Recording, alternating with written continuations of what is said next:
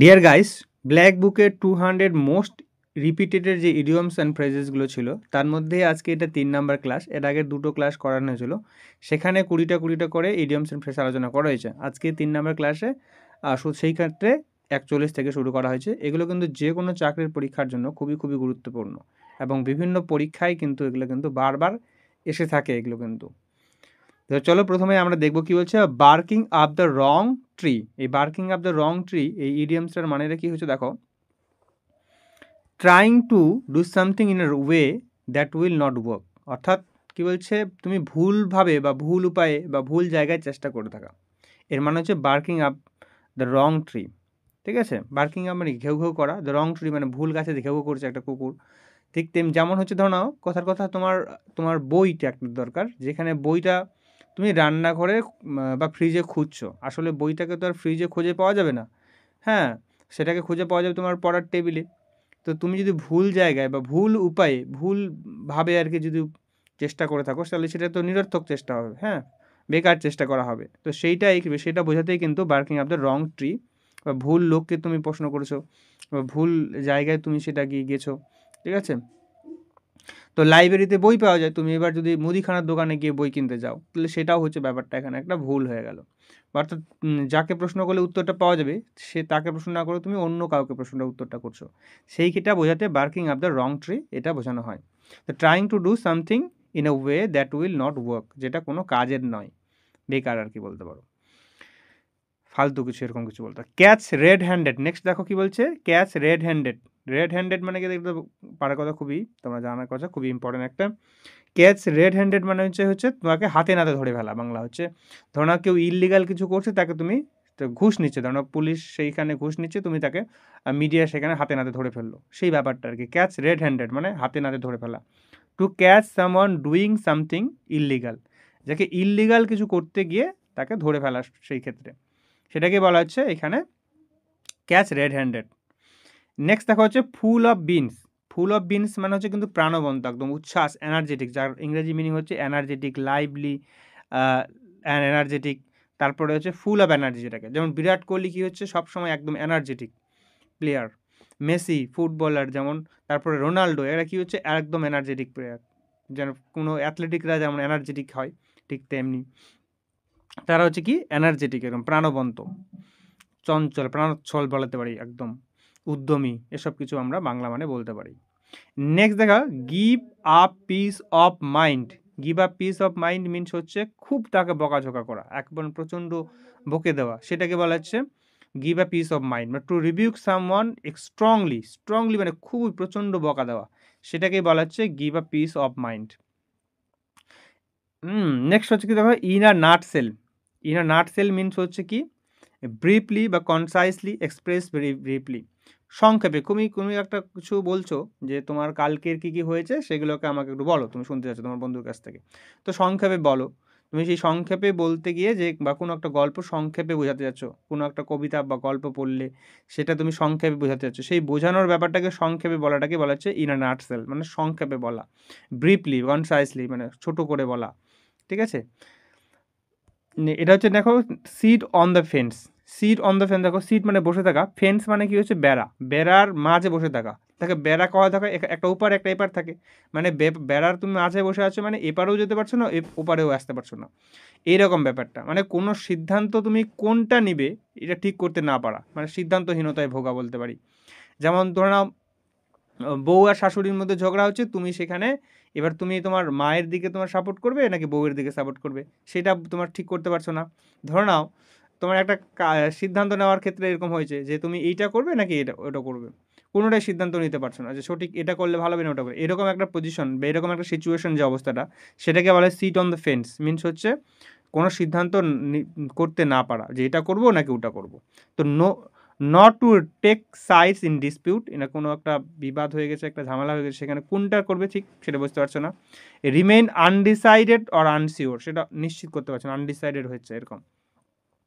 Next দেখো কি বলছে, to add fuel to the fire.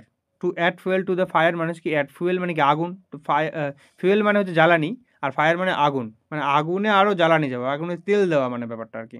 মানে আগুনে ঘি ঢাললে কী হয়, আরও যে বেশি করে জ্বলে দাউ দাউ করে, ঠিক তেমনি আগুনে ঘি ঢালা, যেটা খারাপ কিছুকে তার মানে আরও খারাপ করে দেওয়া। খারাপ তো ছিল, এটাকে আরও বেশি করে খারাপ করে দেওয়া, ঠিক আছে? হ্যাঁ, অর্থাৎ এমন একজন আছে যে হয়তো কেউ দুঃখ পেয়েছে, কষ্ট পেয়েছে, এবার তাকে তুমি জানোই না হয়তো কেউ দুঃখ কষ্ট পেয়েছে, তুমি তার কাছে গিয়ে আরও এমন কিছু কথা বলছো যে আরও তার দুঃখটাকে, কষ্টটাকে বাড়িয়ে দিচ্ছ ব্যাপারটা। বা হয়তো কেউ এমন আছে রেগে আছে এমনিতেই, তারপরে এমন একটা কথা গিয়ে তুমি বললা তাকে যে সে প্রচণ্ড আরও রেগে গেল। এই ব্যাপারটাকে বলা হচ্ছে to add to the fire, মানে মেক থিংস ওর্স, মানে আরও খারাপ করে দাও, worse in the difficult situation, মানে ডিফিকাল্ট সিচুয়েশন তুমি ওর্স দেন করে দিলে, আরও বাড়িয়ে দিলে আরও খারাপটাকে।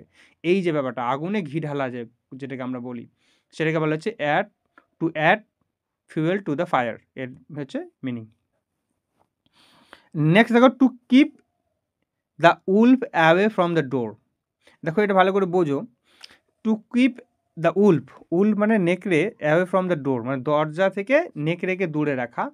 মানে আগে নেকড়েকে আছে, দেখো নেকড়েরা ভুখা প্রাণী, সেই ভুখা প্রাণীকে দূরে রাখা। তার মানে এটা ভালো করে বলি তোমাদেরকে, ধরো নাও তুমি একটা কাজ করছো, সেখান থেকে যথেষ্ট ইনকাম পাচ্ছ না, সেখান থেকে কোনো রকমে খালি খেয়ে পরে বেঁচে থাকতে পারছো। তো সেই যে ব্যাপারটা, মানে ক্ষুধা নিবারণের জন্য খালি কাজটা করা হচ্ছে, অর্থটা যথেষ্ট মানে পর্যাপ্ত, খালি ওইটুকুই আর কি না, এর যে বেশি কিছু পারছো সেটা নয়। অ্যাভয়েড স্টারভেশন, ঠিক আছে, ক্ষুধা থেকে এড়ানোর জন্য কিছু করা, সেটাই বলা হচ্ছে two keep the wolf away from the door. Next দেখো কি হচ্ছে টু টেক টু টাস্ক মানে হচ্ছে খুব বকা দাও, প্রচণ্ড বকা দাও। আগে দেখলাম যেরকম পানিশ করা, রিভিউক মানে বকাঝকা, স্কোল্ড সামন, তাকে বকাঝকা করে কাউকে। তো এইটা বলা হচ্ছে টু টাস্ক, ঠিক আছে। নেক্সট দেখো কি হচ্ছে আন্ডার এ ক্লাউড, আন্ডার মানে কি নিচে, ক্লাউড মানে তো মেঘ, তো ক্লাউডের মেঘ মানে হচ্ছে এখানে কিন্তু আন্ডার সাসপিশন, মানে সন্দেহের মধ্যে থাকে, কাউকে সন্দেহ করে রাখা, ঠিক আছে। ধরুন একটা চুরি গেছে, ঠিক আছে, তোমার হস্টেলের মধ্যে রয়েছো, তুমি একটা মেসের মধ্যে রয়েছো, সেখানে কয়েকজন বন্ধু মিলে থাকে, তো তোমার একটা জিনিস চুরি হয়ে গেছে, তখন কিন্তু সবাই সন্দেহ বসে, ওই হয়তো চুরি করতে পারে বা ওই হয়তো নিতে পারে। বা একটা মার্ডার হয়েছে, সেখানে কয়েকজনকে ধরা হয়েছে, বা ওই একটা সন্দেহ থাকতো, ওকেও সন্দেহ হতে পারে, তো সবাই কি একটা সন্দেহের মধ্যে থাকে। তো সেটাকে বলছে আন্ডার ক্লাউড, মিনস হচ্ছে আন্ডার সাসপিশন, সন্দেহের মধ্যে থাকা। নেক্সট দেখো কি হচ্ছে বোন অফ কন্টেনশন। হ্যাঁ, বোন অফ কন্টেনশন মানে ঝগড়ার কারণ, ঠিক আছে, ঝগড়ার কারণ। ধরে নাও তোমার একটা একটা খেলনা নিয়ে আসা হয়েছে, তোমরা দুই ভাই, এবার দুই ভাইয়ের মধ্যে একটা খেলনা নিয়ে আসা হয়েছে, তাহলে দুই ভাই তখন কী করে ঝগড়া লেগে গেলাম। তো এই যে দুই ভাইয়ের মধ্যে ঝগড়া লাগার কারণটা কী হয়েছে, ওই খেলনাটা। তাহলে বোন অফ কন্টেনশন মানে ঝগড়ার কারণ, তাহলে ঝগড়ার কারণ হলো ওই খেলনাটা। কজ অফ ডিসপিউট বা কজ অফ কোয়ারেল, ঝগড়ার কারণ হয়ে যায়, ঠিক আছে। আর ক্লোজ মানে কি কাছে, সেফ মানে এখানে কিন্তু ওই বাঁচা আর কি, সেই ক্ষেত্রে এখানে কিন্তু সেফ মানে এই দাড়ি কামানো নয়, সেফ মানে কিন্তু এখানে কি হচ্ছে ন্যারো সেফ। এইভাবে কিন্তু ইডিয়মসগুলোর কিন্তু ওই রকম অর্থ করলে কিন্তু কখনো হয় না, উল্টাপাল্টা মানে হয়ে যাবে, ঠিক আছে। তো ন্যারো এসকেপ ফ্রম ডেঞ্জার মানে বিপদ থেকে অল্পের জন্য বেঁচে যাওয়া, ঠিক আছে। ধরো নাও একটা লরি যাচ্ছিলো, তুমি সেখানে বাইক নিয়ে যাচ্ছিলে বা হেঁটে যাচ্ছিলে, সেখান থেকে অল্পের জন্য তুমি সেখান থেকে অ্যাক্সিডেন্টটা হলে না, তা ন্যারো সেফ হয়ে গেলে তুমি, যেটাকে বলা হচ্ছে ক্লোজ সেফ, মানে তুমি অল্পের জন্য একটুর জন্য বেঁচে যাওয়া, এই ব্যাপারটাকে বলা হচ্ছে। নেক্সট দেওয়া হচ্ছে to add insult to injury. তো কী বলছে, যেটাকে আর বাংলা মানে আমরা বলি কাটা ঘায়ে নুনের ছিটে দেওয়া, মানে একে তো খারাপ আছেই, তারপরে নুনের ছিটে দিলে কি আরও জ্বালা হয়ে গেল কাটা জায়গায়। তো ব্যাপারটা হচ্ছে খারাপ তো ছিলই, এটাকে আরও জঘন্যতম খারাপ করে দেওয়া, সেই ব্যাপারটাকেই বলা হচ্ছে to add insult to injury, ঠিক আছে। মানে to make bad situation even worse, মানে খারাপ সিচুয়েশনটাকে ওর্স করে দেওয়া, মানে আরও খারাপ করে দেওয়া, সেটাকে বলা হচ্ছে অ্যাড ইনসাল্ট টু ইনজুরি, মানে কাটা ঘায়ে নুনের ছিটে দেওয়া। নেক্সট দেওয়া হচ্ছে Apple of one Sai. Apple of one Sai means হচ্ছে, অ্যাপেল মানে তো আপেল আর কি, ঠিক আছে। ওয়ান সাই মানে কারো চোখ, বা মাই আইস কোনো হিসেবে থাকতে পারে, ওয়ান্স কিন্তু চেঞ্জ হতে পারে, ওয়ান্সটা কিন্তু, হ্যাঁ, হিস আই, মাই আই, এরকম সেন্স অনুসারে চেঞ্জ হতে পারে।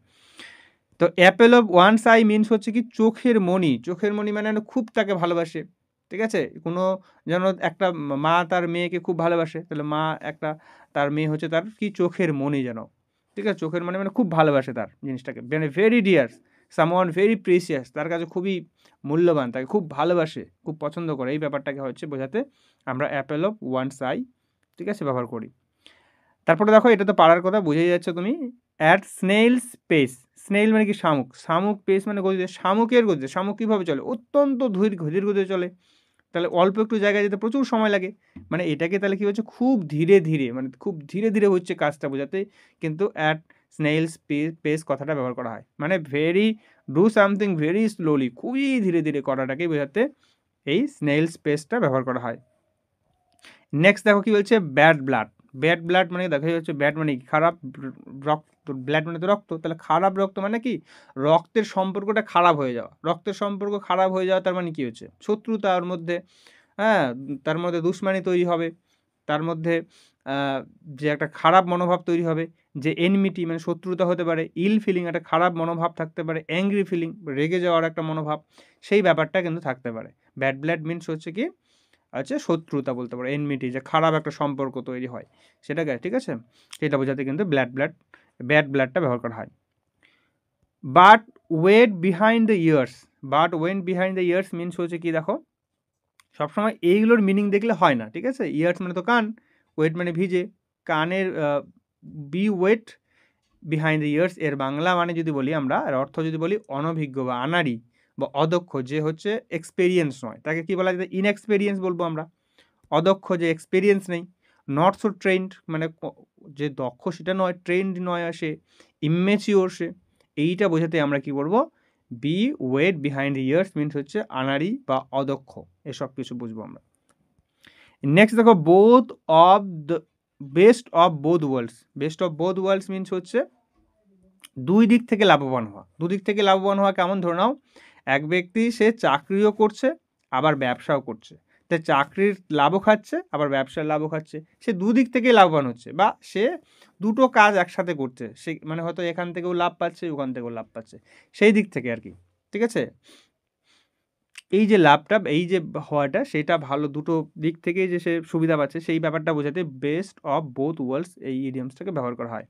কি বলছে, আর situation wherein someone has the privilege of enjoying two different opportunities, অথবা বলতে পারো অল দ্য অ্যাডভান্টেজ, সমস্ত সুযোগ সুবিধা সে পাচ্ছে, এই ব্যাপারটাই বোঝাতেই কিন্তু আমরা বেস্ট অফ বোথ ওয়ার্ল্ডস ইডিয়ামসটাকে ব্যবহার করি। নেক্সট দেখো কি বলছে, bite off more than one can chew, ঠিক আছে। বাইট অফ মানে খাওয়া, মোর দেন ওয়ান ক্যান চিউ যতটা সে খেতে পারে, চাবাতে পারে, তার থেকে বেশি সে খেয়ে ফেলে। তার মানে ধরে নাও তোমাকে, তোমার একজনের ক্ষমতা, ধরে নাও একজনের সে একটা কাজ করতে পারে, সে একটা কাজ করতে পারবে, কিন্তু সে কাজ নিয়েছে 10টা 12টা কাজ নিয়ে নিছে। এবার সে এই কাজ করতে যে হিমশিম হয়ে গেছে, এবার আর কাজ করতে পারছে না, যে এই যে ব্যাপারটা, সে নিজের ক্ষমতার চেয়ে বেশি করতে যাওয়া, সেই ব্যাপারটাকে বোঝাতেই কিন্তু bite off more than one can chew এই ইডিয়ামসটাকে ব্যবহার করা হয়। মানে কি হচ্ছে, to take on more work or a bigger task that than one can handle, মানে একটা সে কাজ করতে পারার থেকে আরও বড় বড় কাজ নিতে পারে, বা বেশি বেশি কাজ নিতে পারে, যে যতটা সে হ্যান্ডেল করতে পারে, সেই ব্যাপারটাকে বোঝাতে bite off more than one can chew এই ইডিয়ামসটাকে ব্যবহার করা হয়। নেক্সট বাকি বলছে call it a day. Call it a day মানে হচ্ছে কোনো কাজ শেষ করে দেওয়া, সমাপ্ত করা, ঠিক আছে। মানে decide to stop doing something, কোনো কাজ শেষ করার বা সমাপ্ত করার সিদ্ধান্ত নেওয়াটাকে বলা হচ্ছে এটাকে বলা হচ্ছে কল ইট আ ডে ব্যবহার করা হয়। এখানে কিন্তু দিনের ডে থাকলে বলে দিনের নয় আর কি, কোনো কাজটাকে একেবারে শেষ করে দেওয়া, শেষ করে দেওয়াটাকে বলা হচ্ছে সিদ্ধান্ত নেওয়া, সেটাকে বলা হচ্ছে কল ইট আ ডে। তো এই ছিল 20টা হচ্ছে মোস্ট ইম্পর্টেন্ট ইডিয়ম ফ্রেজ। এগুলো কিন্তু ব্ল্যাক বুক থেকে নেওয়া, যেগুলো মোস্ট রিপিটেড যে 200 ইডিয়মস ছিল সেখানকার মধ্যে এগুলো 3 নাম্বার পার্ট। যদি তোমাদের ভিডিওটা ভালো লেগে থাকে অবশ্যই লাইক করে দিও, আর কমেন্টেও জানিও কেমন হয়েছে, আর চ্যানেলে নতুন হলে সাবস্ক্রাইব করে দিও। তো থ্যাংক ইউ।